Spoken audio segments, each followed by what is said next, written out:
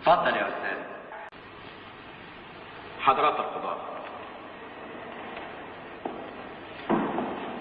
حضرات المستشارين، السيد المتهم، السادة الحاضرين، السيد إبراهيم الوكيل بتاعي. أيوة يا أستاذ. ماذا أقول؟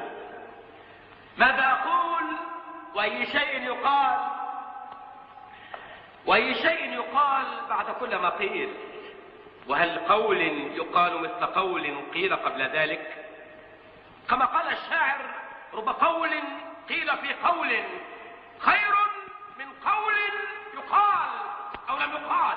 ثم دعوني أتساءل: هل كل قول يعتبر قول؟ كلا كلا كلا وألف كلا، فهناك قول وهناك قول آخر. أما بالنسبة لقضية اليوم التي نحن بصددها، فدعوني أتساءل بكل ما أوتيت من قوة: ماذا أقول؟ ماذا أقول؟